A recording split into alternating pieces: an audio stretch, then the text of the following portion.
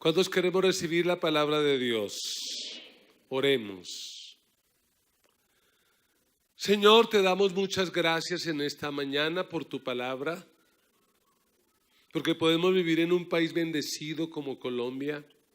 Señor, al ver este video de nuestros hermanos en Indonesia, sentimos dolor, preocupación, carga.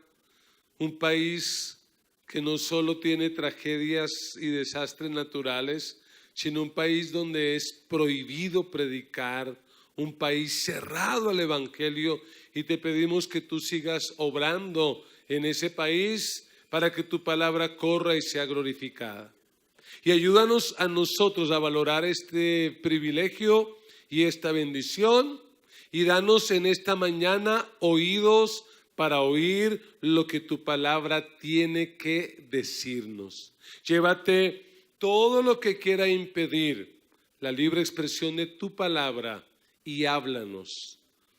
Y a través de tu palabra haz de nosotros mejores cristianos y mejores ciudadanos. Lo pedimos en el nombre de Jesús, y la iglesia con alegría dice amén y amén. Dale un aplauso a Dios que nos regala la Biblia. ¿A cuántos les gusta el cine? ¿Cuántos de vez en cuando ven películas?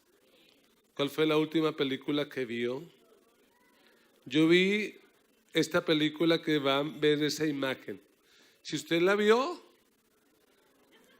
yo la vi. El Guasón o el Joker. Es una película que a mí me impactó y realmente me puso a pensar, o sea que me ayudó, porque me puso a pensar, hacía rato no pensaba.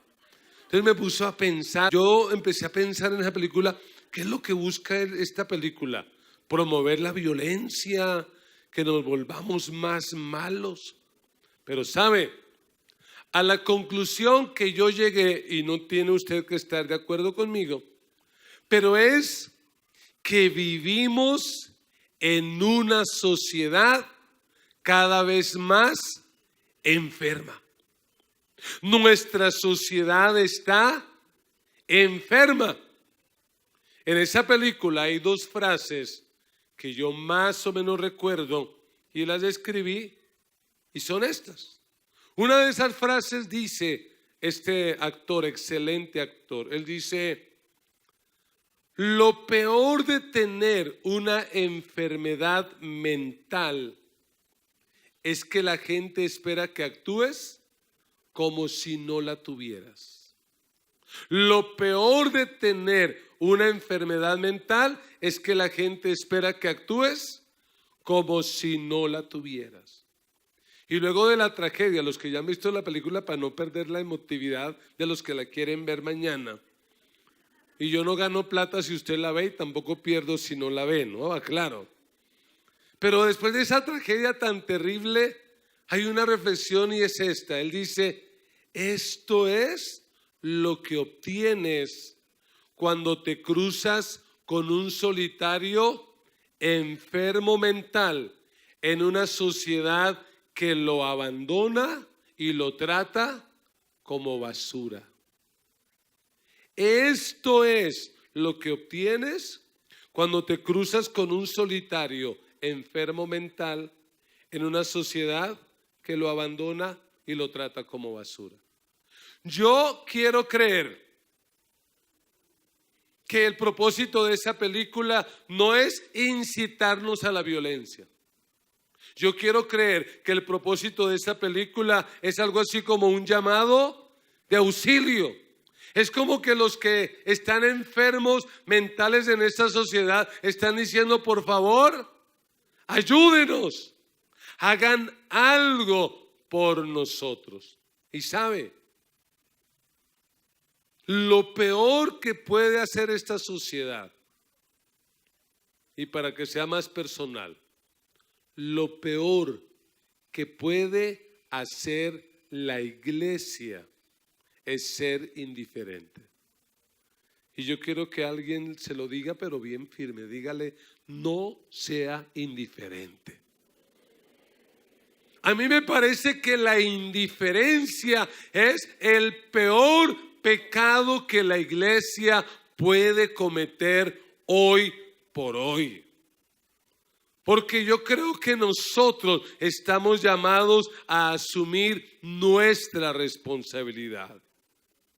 Porque si esta sociedad está cada vez más enferma, si en esta sociedad no se respeta la autoridad, los jóvenes hoy por hoy ven la autoridad y ¿a qué se desafían? A atacarla, a agredirla. Si en esta sociedad a lo malo se le llama bueno y a lo bueno se le llama malo. Si esta sociedad está tan enferma que lo único que importa es lo material, lo importante no es quién eres, lo importante es cuánto tienes, qué tienes. Esta sociedad está tan enferma que está usando el alcohol, las drogas, el sexo como recursos para calmar la depresión, para calmar la ansiedad y otras enfermedades mentales. ¿Y cuál es el resultado? Una sociedad todavía más enferma. Porque lo que está promoviendo es la inmoralidad sexual, la violencia, la muerte, el irrespeto. Y frente a esa situación, como iglesia tenemos que hacernos una pregunta. ¿Será posible sanar una sociedad enferma? Y yo quisiera oír la respuesta suya. ¿Podremos sanar una sociedad enferma? Y si podemos, ¿cómo? ¿Cómo sanar a una sociedad enferma? Y yo quiero que vayamos a la Biblia, porque para mí la respuesta está en la Biblia. La película El Guasón me plantea el problema, pero no me da la respuesta. La respuesta está en la palabra de Dios. El Evangelio de Mateo, capítulo 9, versículo 9.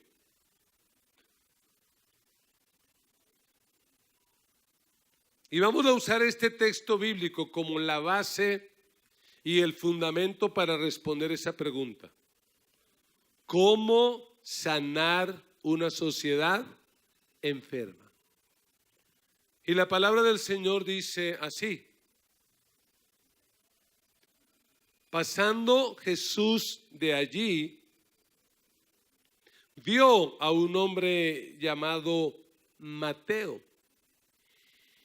que estaba sentado al banco de los tributos públicos, y le dijo: sígueme. Y se levantó y le siguió. Y aconteció que estando él sentado a la mesa en la casa, he aquí que muchos publicanos y pecadores que habían venido se sentaron juntamente a la mesa con Jesús y sus discípulos. Cuando vieron esto, los fariseos dijeron a los discípulos, ¿qué dijeron? ¿Por qué come vuestro maestro con los publicanos y pecadores? Lea el 12 y 13 conmigo. Al oír esto, Jesús dijo: los sanos no tienen necesidad de médico, sino los enfermos. Id pues y aprended lo que significa: misericordia quiero y no sacrificios. Anímese y lea: porque no he venido a llamar a justos, sino a pecadores al arrepentimiento. Ayúdeme a convencer a su hermano y dígale: podemos sanar nuestra sociedad. podemos sanar nuestra sociedad. Porque si como iglesia no tenemos el poder de sanar esta sociedad, apague y vámonos. Dediquémonos a otra cosa, pero yo hoy estoy convencido que la iglesia de Cristo tiene el poder para sanar y para transformar una sociedad enferma. Sí podemos hacerlo. Pero para poder lograrlo, tenemos que hacer lo que Jesús hizo. Tenemos que ser como Jesús es. Y hacer lo que Jesús hace.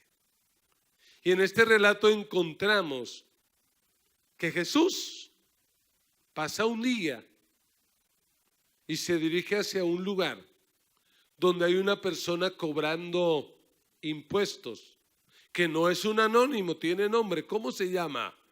Mateo. Otros evangelios lo llaman Leví. Y este hombre tiene una ocupación muy particular. ¿A qué se dedica Mateo? Es cobrador de impuestos. Y que en la cultura judía era una de las personas más despreciables.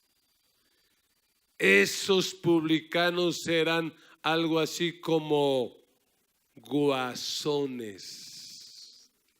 Era el guasón, era el más malo de la sociedad. ¿Por qué? Porque los publicanos trabajaban para el imperio romano. El imperio de turno que los estaba subyugando con impuestos. En ese tiempo había impuestos, hoy en día... Pero en ese tiempo se obligaba a la gente a pagar impuestos. Y estos publicanos tenían un beneficio económico, y es que el imperio romano les permitía cobrar impuestos, y de eso que ellos cobraban, un porcentaje era para ellos. Pero los publicanos se dieron cuenta de que ahí había un negocio.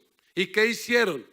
No solo cobraban lo que el imperio romano permitía, sino cobraban más. Cualquier parecido con la realidad es pura coincidencia. Conclusión de eso, los publicanos eran las personas más ricas. Y este Mateo es publicano en la ciudad donde Jesús tiene su base de ministerio, es decir, en Capernaum. A mí me parece que en el relato que leímos no es la primera vez que Mateo se encuentra con el Señor.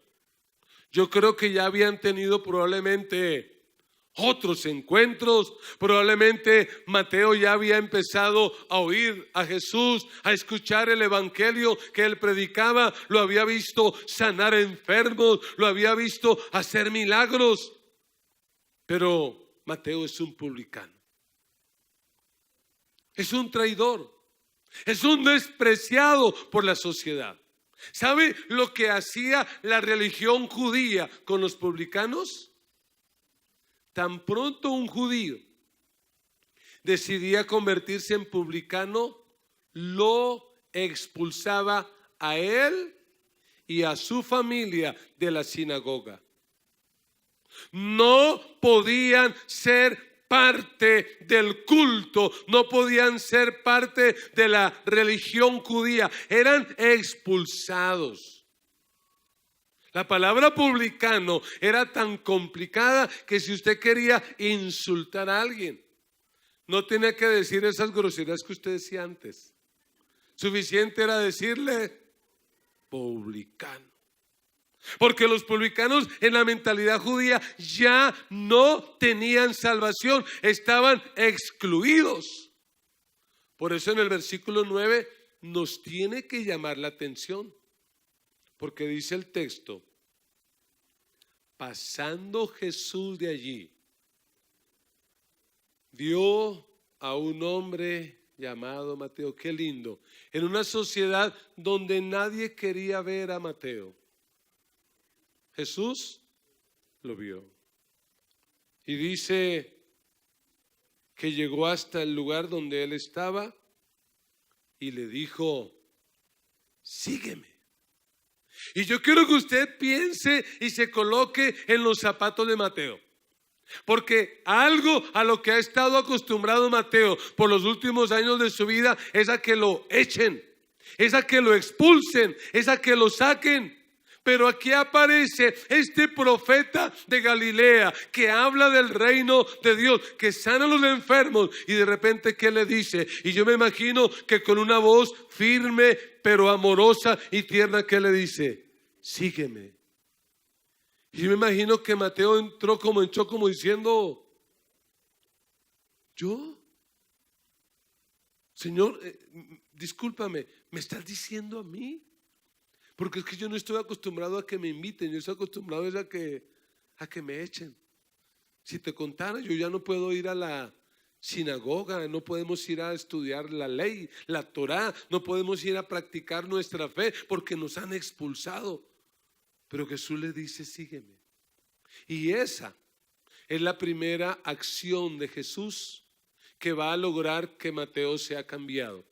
Y esa debe ser la primera acción que la iglesia del Señor de este tiempo tiene que realizar con los guasones, con los Mateos de esta sociedad, si queremos ver que esta sociedad cambie. ¿Y sabe cómo se llama eso? Aceptación. Gracias, hermanos. Sanar una sociedad implica aceptación. Algo que Mateo no tenía. En la sinagoga Mateo no era aceptado. Dentro de la cultura judía Mateo era rechazado. Pero Jesús, al decirle: sígueme, ¿qué le está diciendo? Te acepto. Pero Señor, soy lo peor, soy una escoria, soy lo más malo, soy guasón. ¿Pero qué le dice él? No importa, sígueme. ¿Y qué dice el versículo 9? Fue tan impactante esa actitud de Jesús que ¿cuál fue la reacción de Mateo? Se levantó y le siguió. Es decir, Mateo no hizo preguntas: sígueme, ¿a dónde? ¿Cómo así que sígueme? ¿Y ahora de qué voy a vivir? Este es mi trabajo. ¿Cómo así que sígueme? ¿Y yo de qué voy? O espéreme una semana y cuadro el balance y entrego el informe del mes y me voy. No, lo que dice la Biblia es: y se levantó y le siguió. ¿Sabe por qué? Porque Mateo encontró en Jesús algo que la sociedad no le había dado: aceptación. Y es que si hay algo que el ser humano busca desde que nace, es la aceptación. Cuando éramos muy niños, la aceptación de quién buscábamos: de papá, de mamá. Y si mamá o papá decía: tan lindo mi niño, mírenlo lo que hace, ¿cómo nos sentíamos? La aceptación. Y nos esforzábamos por no perder el año, porque ¿qué queríamos? La aceptación. Pero muchos en esta sociedad están enfermos. ¿Y por qué están enfermos? Porque han recibido de todo menos aceptación. Han recibido rechazo, han recibido exclusión, han recibido desprecio, han recibido marginación. Y por eso es que tenemos hoy en día muchachos drogándose en pandillas y en delincuencia. ¿Por qué están allá? Porque en esos grupos encontraron algo que en la casa nunca les dieron. Encontraron aceptación. Y cuando yo digo aceptación, no estoy diciendo aprobación. Porque una cosa es la aceptación y otra cosa es la aprobación.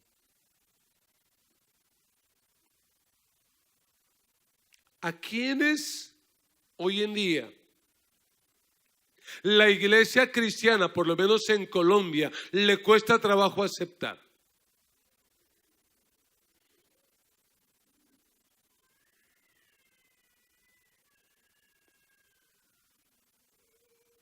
¿Cuál es la actitud de algunos cristianos cuando frente a ellos o al lado de ellos en el transporte público se sienta un borracho, un drogadicto? ¿Cuál es la actitud?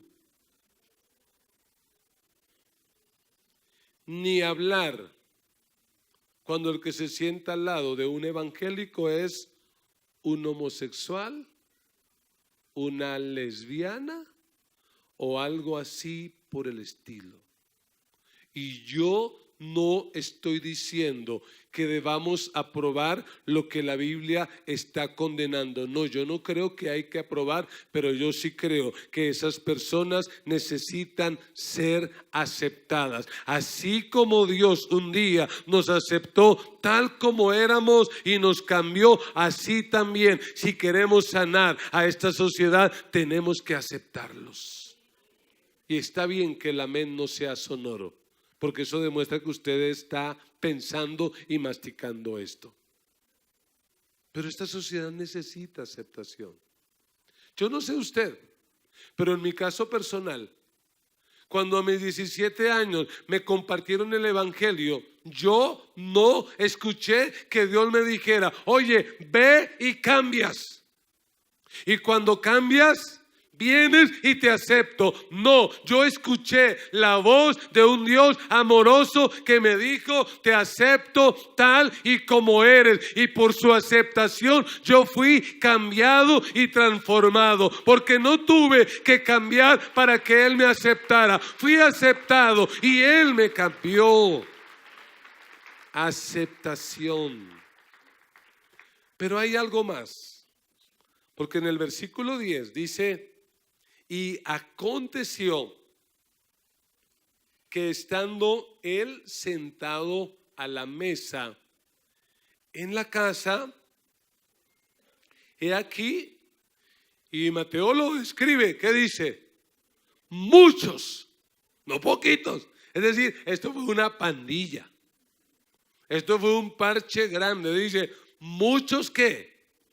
Publicanos y pecadores que habían venido, se sentaron juntamente a la mesa. ¿Con quién? Con Jesús y sus discípulos. Permítame actualizar un poquito el texto. Eso no ocurrió en ese tiempo, pero como para que lo entendamos un poco. Más o menos, si hubiera sido en este tiempo, Mateo quedó impactado. Porque Mateo, que está acostumbrado a que lo rechacen, alguien le dijo: sígueme. Pero es que soy publicano.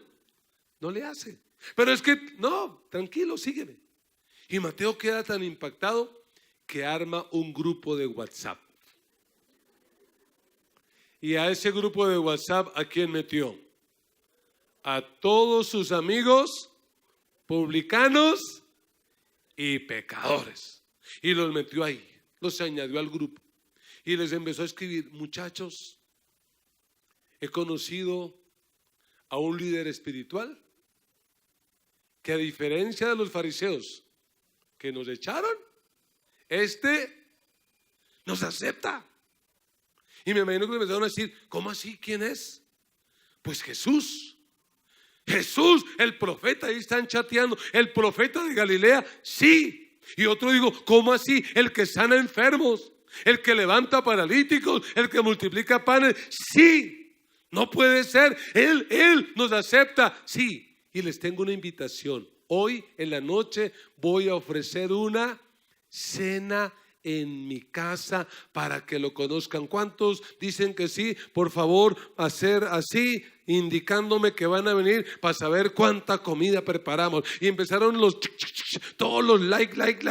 Y empezaron a responder: vamos. Y yo me imagino a Mateo diciendo: bueno, muchachos, vamos a preparar una cena.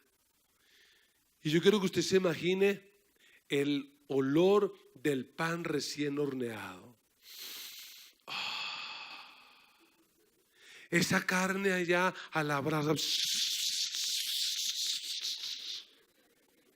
ese sancocho de gallina y de pescado allá hirviendo con esas mazorcas, esa bandeja paisa con ese plátano y ese aguacate ahí, y la gente ahí comiendo y felices y llegando, y allí como eran judíos pues tomándose su copita de vino. Y si hubiera sido en Colombia, pues después del almuerzo, ¿qué hay? Pues el tinto que no falte, con el postre y el chocolate. Y ahí están. Y en la mesa donde se sienta Jesús, ¿quiénes más se sentaron? Todos los publicanos y pecadores. Ahí están, comiendo con Jesús. Pero en el versículo 11 se dice de otros personajes. ¿Quiénes aparecen en escena? Los fariseos. La Biblia no lo dice, pero vaya uno a saber si fue que los invitaron. O como en toda fiesta siempre hay gente colada, lambones que nadie les dijo que vinieran, pero como dicen algunos, no me dijeron que viniera, pero tampoco me dijeron que no viniera, pues yo vine. Y ahí están esos fariseos. Y probablemente están disfrutando de la comida, pero cuando miran allá en la mesa, donde está Jesús y los discípulos, ¿con quiénes lo vieron? Con publicanos y pecadores. Y se hacen una pregunta, y es una pregunta que al parecer la formulan con una indignación. ¿Cómo parece ser que la dijeron? ¿Y por qué come vuestro maestro con publicanos y pecadores? ¿Quiénes eran los fariseos? Los fariseos surgieron un poco antes de la venida de Cristo. Se cree que surgen por allá después de que el pueblo de Israel regresa de la cautividad de Babilonia, y la palabra fariseo significaba literalmente separado. Fariseo era el riguroso, estricto cumplidor del libro que acabamos de terminar de leer, de Levítico, que cumplían al pie de la letra todo, pero que se fijaban mucho en lo externo y no se preocupaban por lo interno. Así que a ellos les preocupa y les escandaliza. ¿Cómo es posible que un maestro de Galilea, como supuestamente es Jesús, cómo es posible que se relacione con publicanos y pecadores? ¿Cómo es posible? Y esto nos deja ver entonces la segunda acción. Si nosotros queremos sanar esta sociedad, ¿y cuántos queremos sanar esta sociedad? Tenemos que entender el valor de la asociación.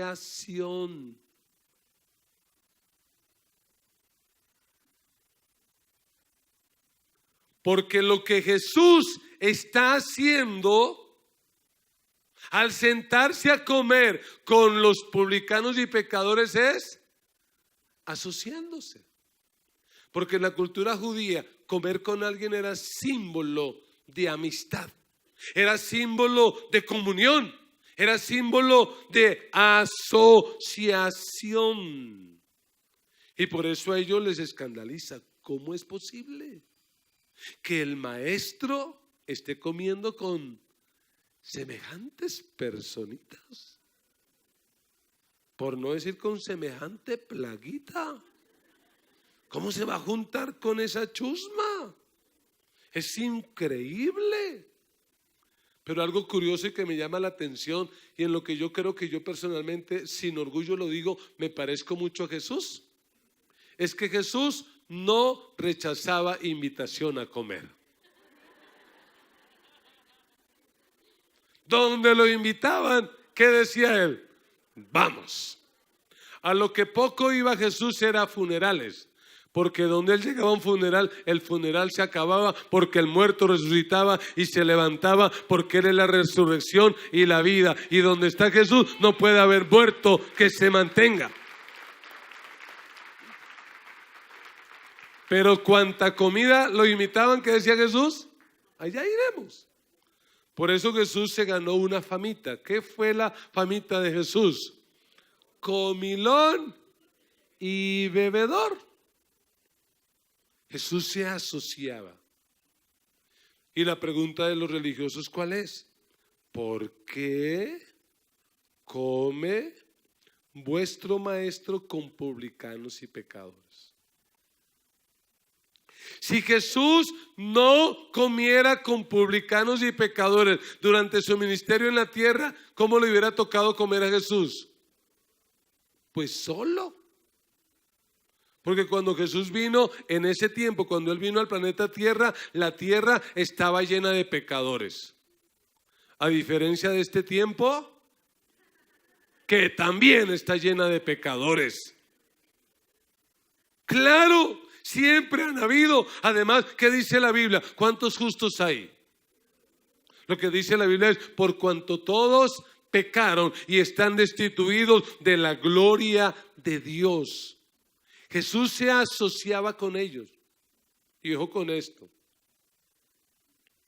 asociarse con alguien no significa participar de sus pecados.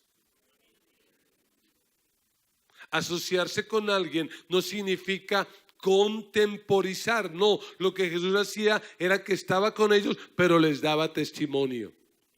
¿Y cuántos queremos sanar esta sociedad? ¿Qué tenemos que aprender? Asociarnos. Porque el peor error que ha cometido la iglesia es que los cristianos se van convirtiendo y van formando algo así como un gueto.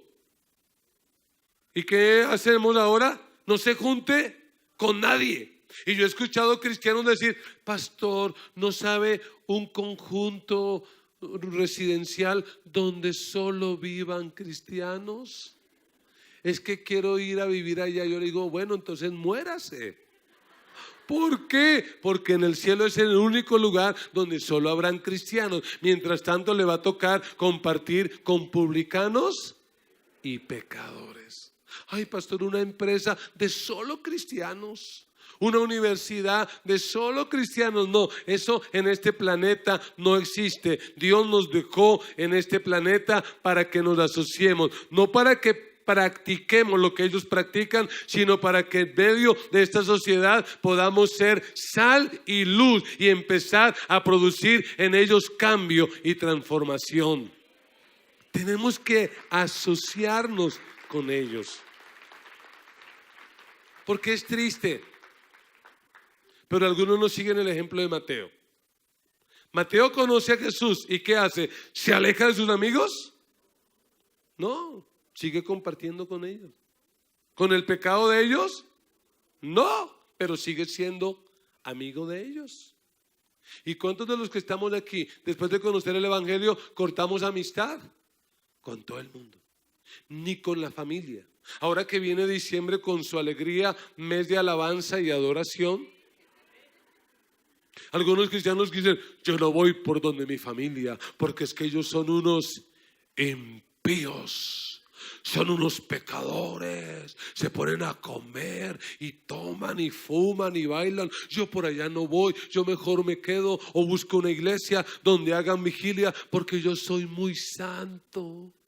Yo soy muy especial. Pues déjeme decirle que esa no es la actitud de un cristiano. Usted tiene que estar con ellos y compartir con ellos sin caer en sus pecados, pero tiene que estar allí mostrando el amor de Dios, mostrando la luz del evangelio de Jesucristo. Pero a veces están arreglando la cuadra para la Navidad y todos participan, menos ¿quién? Con ese evangélico no cuenten, ese no sale, porque él sale y que dice: eso de la Navidad es del diablo, eso es una práctica pagana, eso viene de Saturnalia, eso no sé qué, eso es de por aquí, eso es de por allá, y ese árbol de Navidad es del diablo. Un día me tocó mostrarle a un hermano la factura para comprobarle que mi árbol de Navidad no era del diablo, era mío, yo lo había comprado, era legal. Porque así somos a veces. Y en la empresa dicen: vamos a celebrar el cumpleaños a fulano, pero no invitemos al evangélico. ¿Por qué? Porque a ese esto no le gusta. La pregunta es, ¿a quién terminamos pareciéndonos si seguimos con esa actitud? ¿A Jesús? A los fariseos. ¿Cuál fue la famita que se ganó Jesús? Mateo 11:19, 2 capítulos más adelante. Estas son palabras de Jesús. Y Jesús dice: vino el Hijo del Hombre, que come y bebe. ¿Y qué dicen? Hay un comilón y bebedor de vino. ¿Amigo de qué? De publicanos y pecadores, pero la sabiduría es justificada por sus hijos. ¿Por qué conocían a Jesús? ¿Cuál fue la fama que se ganó? El amigo de publicanos y pecadores. ¿A cuánto les gustaría tener una fama parecida? ¿A cuánto les gustaría tener una fama parecida? Es decir, que digan: allá van esos evangélicos de la gran comisión, amigos de borrachos, amigos de drogadictos, amigos de habitantes de las calles, amigos de homosexuales, amigos de lesbianas de esa iglesia. ¿Les gustaría esa fama? No están convencidos, ¿cierto? Dicen: no, pastor, mejor la iglesia de los fariseos, de los separados, de los especiales. Pues yo quiero decirle, si usted quiere ayudar a sanar esta sociedad, tenemos que arriesgarnos y empezar a ser amigos de esas personas que la sociedad desecha, porque es la única manera como las vamos a poder cambiar y transformar.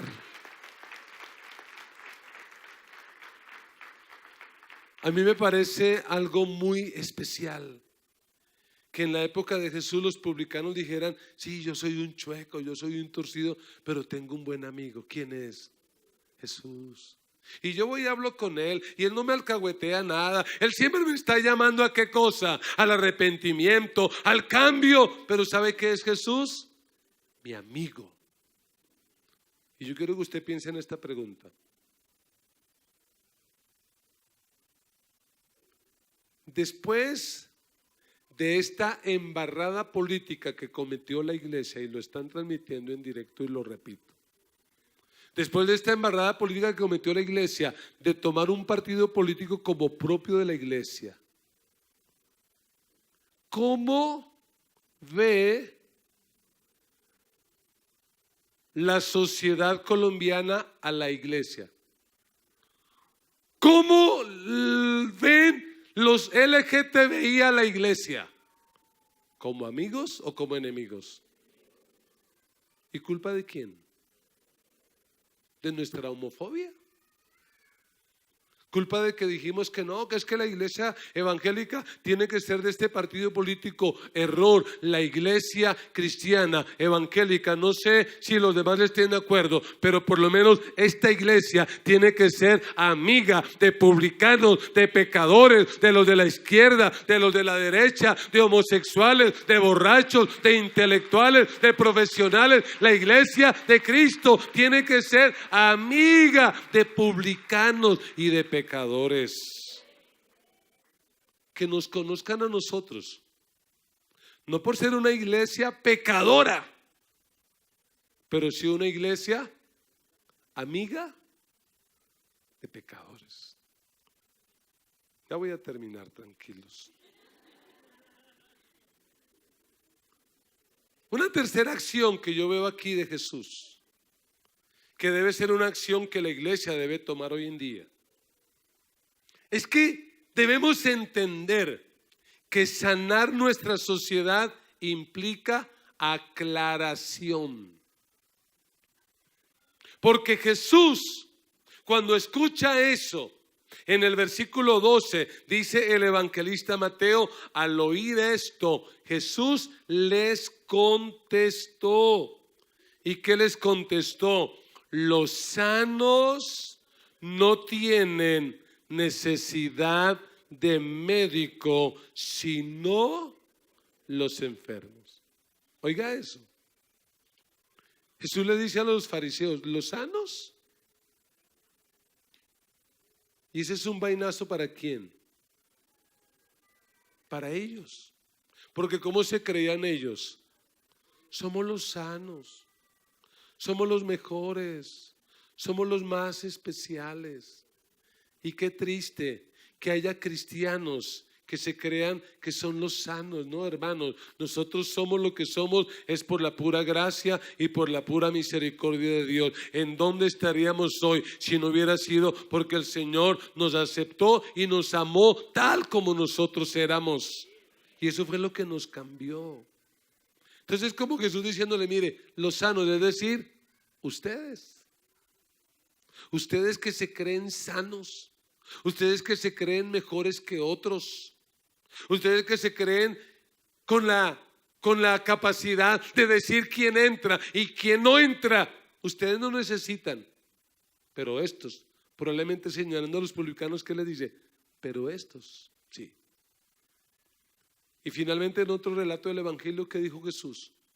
¿Quiénes van de primero al reino de Dios? Los publicanos y los pecadores. ¿Y quiénes probablemente difícilmente van a entrar al reino de los cielos? Los que son como los fariseos, que se creen que no necesitan. Y en el versículo 14 Jesús los manda a leer la Biblia. Les dice, a ustedes les falta leer la Biblia. ¿Y qué les dice? Id pues y aprended lo que significa misericordia quiero y no sacrificio, porque no he venido a llamar a los justos, sino ¿a quién? A los pecadores. ¿Y a qué he venido a llamarlos? Al arrepentimiento. Dese cuenta, no es que Jesús dice, te acepto y sigue como estás. No, te acepto, pero por favor, cambia. Te acepto, te amo, pero mi amor te va a llevar a cambiar. Y lo que hace Jesús es mandarlos a leer Oseas 6:6. ¿Y qué decía Oseas 6:6? Así como esta generación moderna, toda gomela, leámoslo en la NBI, Oseas. Dice, lo que pido de ustedes es ¿qué cosa? Amor y no sacrificios. Conocimiento de Dios y no holocaustos. Vayan, lean la Biblia y aprendan lo que eso significa. ¿Y qué es lo que pide el Señor de nosotros hoy? Amor. Y pensemos un poquito en nuestra sociedad enferma. ¿Por qué están enfermos? ¿Qué historia hay detrás de cada drogadicto, de cada sicario, de cada homicida? ¿Qué historia hay detrás de cada homosexual, de cada lesbiana? ¿Qué historia hay detrás de cada guasón de nuestra sociedad? ¿Qué hay? ¿Qué les faltó a ellos en algún momento de la vida, especialmente en la niñez y en la juventud? ¿Qué les faltó? Amor. Y qué triste que muchos de ellos a veces se acercan en sus luchas a Dios, a la iglesia. ¿Y qué es lo que no encuentran a veces en la iglesia? Amor. ¿Y qué es lo que puede sanar a esas personas? El amor. Porque personas heridas hieren. Personas sanadas sanan. Porque el guasón en esa película hace tantas locuras. Él lo muestra en su historia. ¿Qué le faltó? El amor de un papá, el amor de una sociedad, el amor de un mundo que excluye. Y yo digo, vaya y venga, eso se entiende. Lo más triste es que gente que venga a la iglesia y no encuentre amor. Y yo quiero invitarles a que realmente entendamos lo que significa amar. Que si mañana vienen a este lugar personas que a usted le parece que no deben entrar, Examine su corazón. Probablemente usted es un fariseo, porque yo creo que esas personas en este lugar deben encontrar amor, porque el amor de Dios los va a cambiar y los va a transformar. A eso vino Jesús, a brindar amor.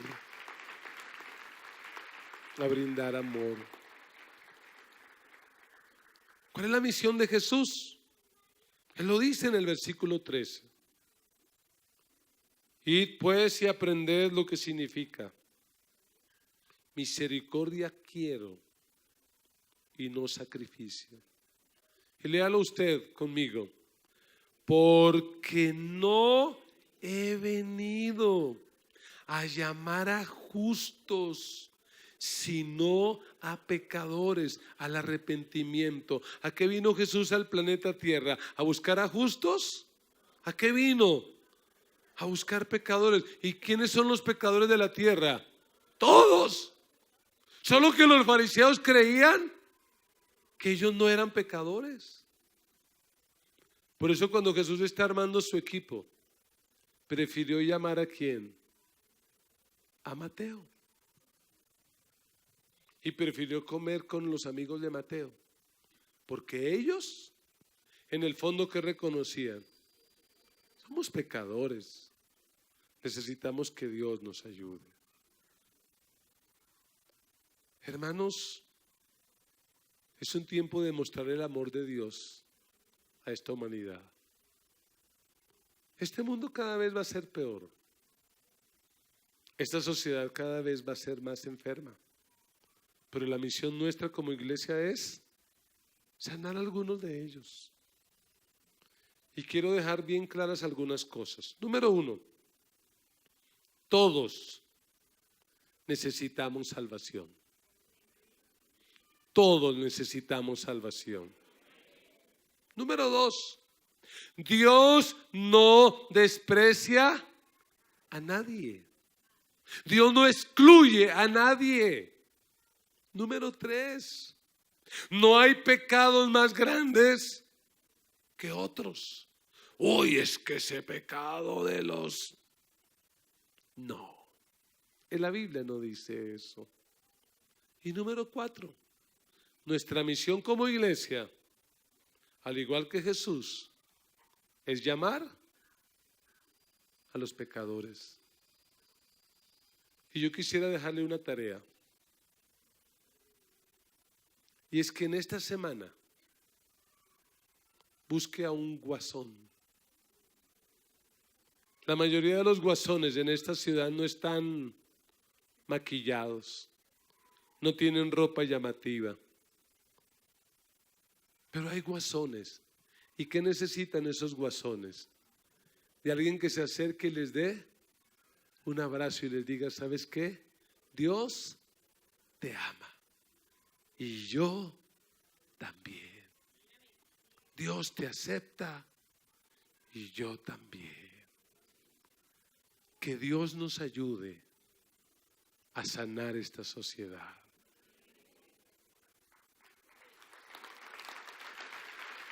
Que Dios nos ayude a sanar esta sociedad. Y termino con esta frase que espero quede en su corazón. Una iglesia impulsada por la compasión puede transformar su generación. Una iglesia impulsada por la compasión puede transformar su generación. ¿Y cuántos estamos dispuestos a transformar esta generación? Pero hay un riesgo. Y es que nos digan que somos amigos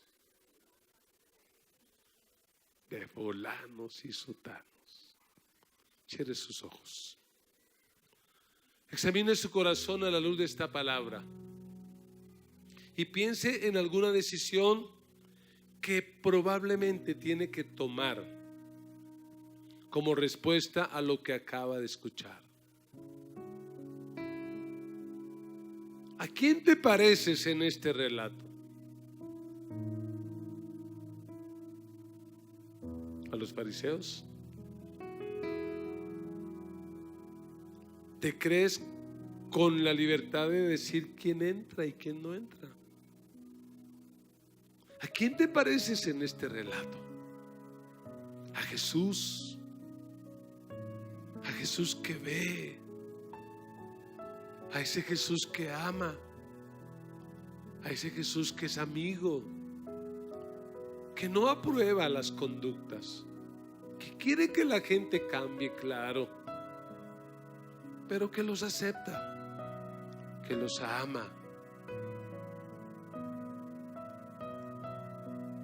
Mientras estamos reflexionando ahí, yo quisiera hablar con los amigos que están en este auditorio o que nos siguen a través de este canal. Tú que has escuchado esta palabra y de repente al escucharla dice: pastor, yo en ese relato, yo soy Mateo, yo soy ese publicano desechado, despreciado. O si lo queremos más moderno, yo soy ese guasón que tengo los cables cruzados porque nadie me ha brindado amor. Yo quisiera hablar con esos amigos que hoy, al escuchar esta palabra, son conscientes de la necesidad de Dios y dicen: yo hoy quiero empezar a caminar de la mano de Dios.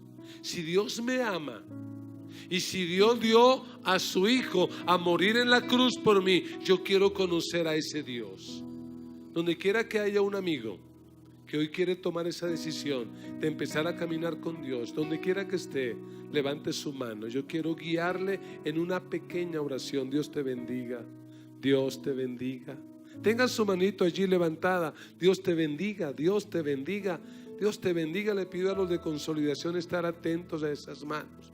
Dios te bendiga. Dios te bendiga. Dios te bendiga. Con su manito levantada y con todo el corazón, repita conmigo esta oración. Usted que nos sigue allá en el canal también, haga esta oración. Diga conmigo: Señor Jesús, gracias por morir en la cruz por mis pecados. Yo reconozco que te necesito. Te pido perdón. Cámbiame.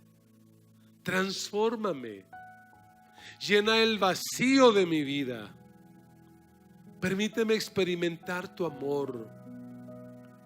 Y así como cambiaste a Mateo, cambia mi vida. Perdóname, escribe mi nombre en el libro de la vida y no lo borres, para que cuando yo muera o tú regreses, yo pueda estar siempre contigo. Jesús, haz de mí la clase de persona que tú quieres que yo sea. Amén y amén. Damos un aplauso al Señor por estos amigos que hoy toman tan importante decisión. Y queremos pedirle el favor a nuestros amigos que nos regalen 3 a 5 minutos.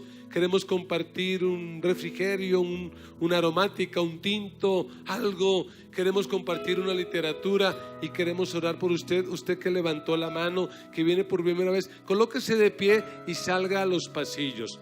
Estos hermanos que tienen un chalequito quieren llevarle y atenderle por 5 minuticos. El amigo que los invitó los va a esperar, tranquilo, no se preocupe. Queremos que usted sea el primero en salir de esta reunión, así que permítanos atenderle. La iglesia se coloca de pie, todos nos colocamos en pie y vamos a hablar con Dios. Vamos a hablar con el Señor. Levante sus manos y dígale al Señor: probablemente perdóname. Perdóname por mi actitud de fariseo. Perdóname por creerme con la autoridad de descalificar a las personas. Perdóname. Y ayúdame a entender, Señor, que tú derramaste tu sangre en la cruz por cada una de estas personas y que yo no soy quien para descalificarla. Señor, perdóname por mi indiferencia, perdóname por mi dureza de corazón. Señor, ayúdame, cambia mi mente, cambia mi corazón, quita de mi corazón la religiosidad, quita de mi corazón la apariencia. Ayúdame, Señor Jesús, a ser como tú, a amar a este mundo, a amar a esta sociedad enferma, a amar a esta sociedad que se muere por falta de amor, por falta del amor tuyo. Señor, dame amor por esta generación. Dame amor por los guasones que van por la vida, luchando con sus vidas, luchando con sus frustraciones, buscando llenar el vacío de sus vidas en las drogas, en el alcohol, en la impureza sexual. Dame amor, Señor, por esta sociedad enferma, y ayúdame a ser un agente sanador para ellos. Señor, que los pueda aceptar, que los pueda amar, así como tú me amaste un día a mí que era como ellos, así como un día me aceptaste y me cambiaste, que yo pueda aceptarlos a ellos y amarlos también. Vamos, levante su voz y sus manos y por unos 2 minutos ore de manera específica por esos familiares suyos, por esos compañeros de trabajo, por esos vecinos. Levante una oración, vamos, levante un clamor con nombre propio, levanta una oración por ese familiar tuyo que está en las drogas, el loquito de la casa, el loquito de la familia.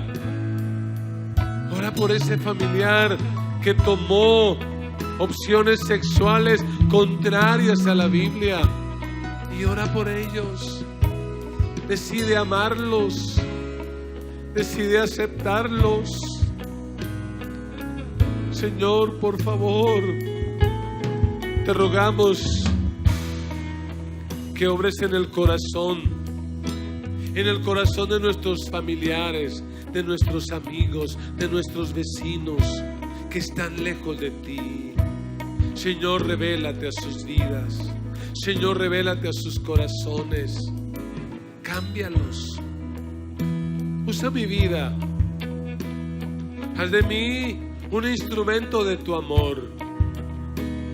Úsame a mí para amarlos, para aceptarlos, con esa seguridad de que así como cambiaste la vida de Mateo, que pasó de ser un publicano a ser un evangelista, un escritor, ayúdame a creer que tú puedes cambiar a estas personas también. Yo te lo ruego, Señor, yo te lo suplico, yo te lo pido, Padre, en el nombre de Jesús. En el nombre de Jesús pedimos que nos ayudes a imitar tu ejemplo. Ayuda para que esta iglesia, Señor, sea conocida como una iglesia amiga de publicanos y de pecadores. Ayúdanos a nosotros como tus discípulos a ser amigos de esos que la sociedad desprecia, a ser amigos de ellos que la sociedad rechaza, pero por los que tú diste tu sangre en la cruz. Señor, lleva en paz a tu iglesia. Permite que esta semana sea una semana de victoria, de bendición. Aleja de tus hijos la enfermedad, el pecado, el peligro. Abre puertas de bendición y cierra toda puerta de peligro. La gracia de nuestro Señor Jesucristo, el amor de Dios nuestro Padre y la comunión del Espíritu Santo sea sobre cada uno de ustedes. Y con alegría todos decimos amén y amén.